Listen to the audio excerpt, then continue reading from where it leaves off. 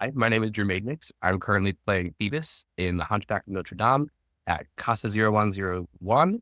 It's a great production, and I'm really excited to get the word out there about it and for people to come see it. We open on Friday, November 15th, and we run till December 22nd. I always loved like playing pretend. When I was a kid, I was just like run around as Tarzan as a kid with my underwear and like pretend that I was an ape.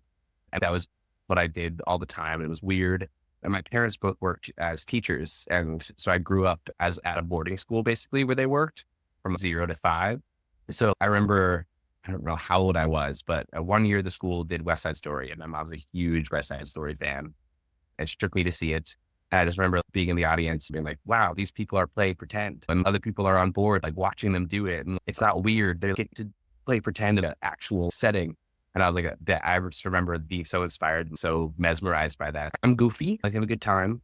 I'm passionate. So I like give a lot of my energy to it. I'm earnest. And I want everybody to have a good time. And I genuinely want everybody to feel welcome.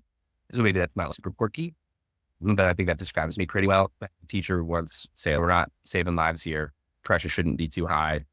And it always is. You're making theaters, things go wrong and you always feel like it's the end of the world, but everybody should be having fun. We're playing pretend for a living, and how lucky are we that we get to do that. That same professor instilled in me this idea that you can only control what you can control. That's my main philosophy in theater is if you're so focused on elements, and it's part of the experience of being in a cast and being in a show is you're going to be like, oh, why is this happening this way? Why are we rehearsal? Are we tried this? Like, why are we doing this way? And like, you do that. You can, you can build camaraderie that way. But if you're so focused on all the things that are not actually within your realm of control, you'll never be able to do your part well. You'll get so wrapped up. My big advice that I like to tell people is just focus on what you can control, and the main thing you control is your attitude.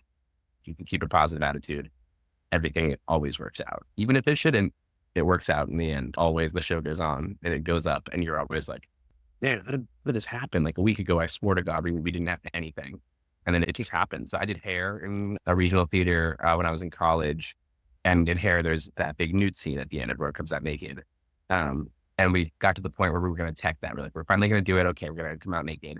And somehow I missed this announcement. The first time everyone comes out, everyone just come out in your towels. And I somehow missed that and was like full on like butt naked, ready to go. And everyone got their towels on. And they're like, Drew, what are you doing? I was like, what? Oh shit. I will be ripping it in my towels.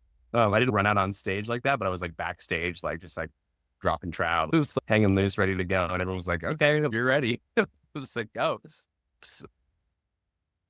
melting in the car though, probably being alive, company, about the shit out of that.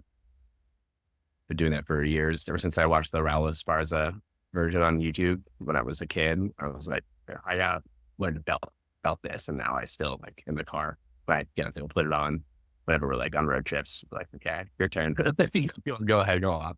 They get really into it. I love any on stage violence. I love stage combat. I love playing dead, getting stiff. Like, it's weird. Even my origin story of West Side Story, I remember the most is the fights and the gunshots. There's something about it just is so fun to me. So Sweeney Todd is such a dream show to do any part in. So I did How to Succeed when I was in college too, and at our regional theater. JP Product in, she's like, the whole thing is everything just works out for him. So I'd probably switch lives with him because everything keeps working out no matter what. I think that'd be a good life to have. You just literally dances through life like Wicked style, but nothing ever goes wrong. I played baseball throughout high school, and I coached baseball for high schoolers a couple years ago. So I still super in love with that sport. My career is going to really take off when I can play an earnest dad next to normal, something like that. I'd love to do that one day.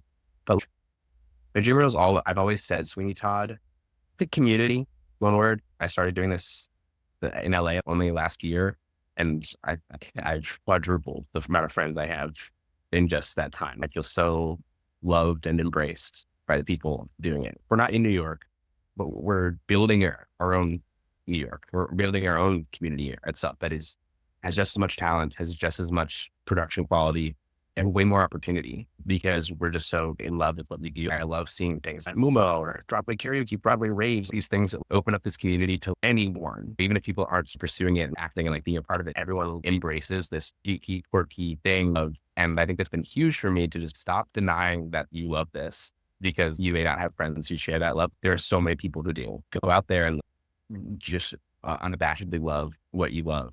I guess then love would be my final word, because it's just, there's so much love in the community for everyone and so much support.